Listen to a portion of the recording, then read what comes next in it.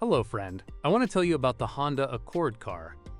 The Honda Accord has been on the market since the mid-1970s, but it was only its fifth generation that made a splash in Europe. In its heyday, the car was enticing with its above-average reliability and pseudo-sporty character. Is it still attractive today?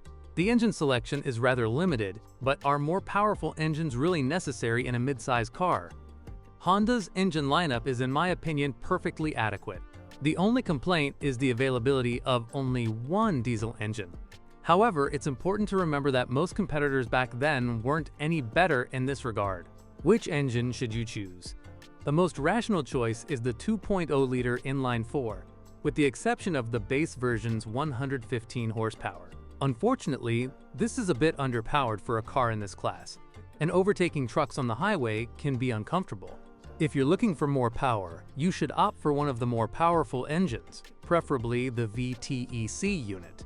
Although its performance isn't impressive, the aggressive variable valve timing system will make you instantly fall in love with it. Unfortunately, such versions are rare in our market.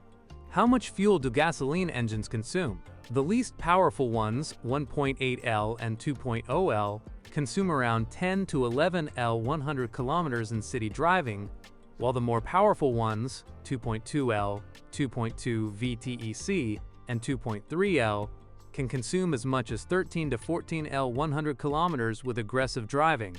Honda engines generally don't cause serious operating problems, but fuel pump failures are common in early production models. Oil leaks and ignition system failures are also common, but after so many years of service, this is hardly surprising. In addition to variants powered by more refined fuel, the offer also includes a fuel-efficient diesel engine, which will only manage 7.5 to 8L/100 kilometers in built-up areas. However, this low fuel consumption comes at the cost of very poor dynamics.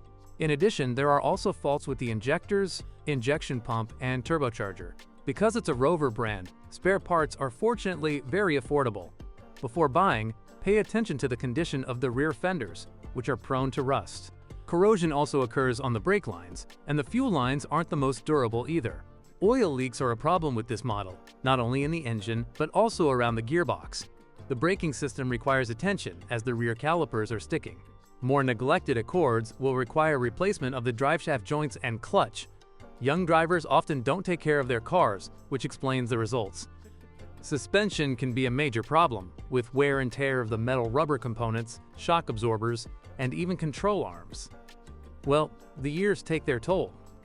Checking the cooling system for leaks is another must-do during a car inspection. Minor faults include a non-functioning handbrake, a damaged window mechanism, and a faulty electric retractable antenna, common problems for cars of that era. The central locking also occasionally malfunctions. The biggest drawback of this model is its impractical and somewhat cramped interior. Other complaints include the aesthetic dashboard and poor visibility, which is especially noticeable when parking. The ineffective ventilation system in models without air conditioning is also irritating. It's difficult to keep the windows from fogging up on rainy days. Thanks for listening. Don't forget to subscribe and rate my video. If you know of any issues with this car that I haven't mentioned, be sure to share them in the comments.